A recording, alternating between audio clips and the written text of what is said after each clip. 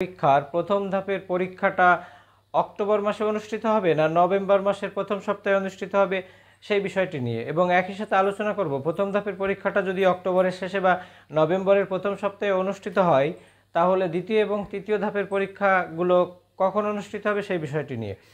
তো দেখুন, আমরা আগেও বলেছি যে অক্টোবর মাসেই কিন্তু এই প্রাথমিক বিদ্যালয় সহকারী শিক্ষক নিয়োগ পরীক্ষাটা অনুষ্ঠিত হওয়ার সম্ভাবনা অনেক বেশি, এবং সম্প্রতি আমরা প্রথম আলো পত্রিকা থেকে একটা তথ্য জানতে পেরেছি, এবং সেই তথ্যটি এমন যে অক্টোবরের শেষ সপ্তাহে অথবা নভেম্বরের প্রথম সপ্তাহে অনুষ্ঠিত হবে প্রথম ধাপের পরীক্ষাটা। তো দেখুন, নভেম্বরের প্রথম সপ্তাহে অনুষ্ঠিত হওয়ার সম্ভাবনা আছে এই কারণ নভেম্বরের হয়তোবা প্রথম সপ্তাহের পর থেকে প্রাথমিক বিদ্যালয় এবং মাধ্যমিক বিদ্যালয় উভয় বিদ্যালয়ের কিন্তু বাৎসরিক পরীক্ষা অনুষ্ঠিত হবে। তো হাতে যদি একটা সপ্তাহ সময় থাকে এবং প্রাথমিক অধিদপ্তরের সদিচ্ছা থাকে তো অবশ্যই সেই পরীক্ষাটা নভেম্বরের প্রথম সপ্তাহে নিয়ে নিতে পারে।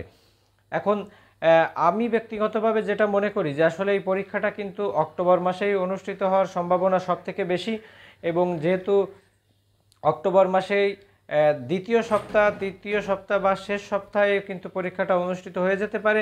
এখন এই অক্টোবর মাসে পরীক্ষাটা বা নভেম্বরের প্রথম সপ্তাহে যদি পরীক্ষাটা অনুষ্ঠিত হয়ে যায় তাহলে দ্বিতীয় এবং তৃতীয় সপ্তাহের পরীক্ষাটা কবে নাগাদ অনুষ্ঠিত হতে পারে সেই বিষয়ে একটা কথা থাকে। তো দেখুন, সামনে ডিসেম্বর মাসটা যদিও ফাঁকা থাকবে, তো ডিসেম্বরের পরে জানুয়ারির প্রথম সপ্তাহে কিন্তু জাতীয় সংসদের নির্বাচন অনুষ্ঠিত হওয়ার সম্ভাবনা আছে, এবং ডিসি মহোদয়দের কিন্তু এই নির্বাচন নিয়ে অনেক বেশি ব্যস্ত থাকতে হবে। তো এমন হতে পারে যে প্রথম ধাপের পরীক্ষাটা অক্টোবরের শেষ সপ্তাহে অথবা নভেম্বরের প্রথম সপ্তাহে নিয়ে রাখতে পারে, এবং বাকি দুটো ধাপের পরীক্ষা কিন্তু সামনের বছর ফেব্রুয়ারি, মার্চ, এপ্রিল এই 3 মাসের যে কোনো একটা দিন কিন্তু পরীক্ষাটা নিয়ে নিতে পারে। তো আপনারা বিচলিত না হয়ে যাদের প্রথম ধাপের পরীক্ষা তারা টার্গেট নেন যে অক্টোবরের শেষের দিকে পরীক্ষাটা অনুষ্ঠিত হবে, সেইভাবে পড়াশোনা করতে থাকেন, এবং যাদের দ্বিতীয় এবং তৃতীয় ধাপের পরীক্ষার্থী তারাও ভালোভাবে প্রস্তুতি নেন যাতে পরীক্ষা আগে হলেও আপনাদের কোনো সমস্যা না হয়। তো আজকের মতো এই পর্যন্ত। আরও কিছু জানার থাকলে অবশ্যই কমেন্ট দিবেন, ভিডিওটি ভালো লাগলে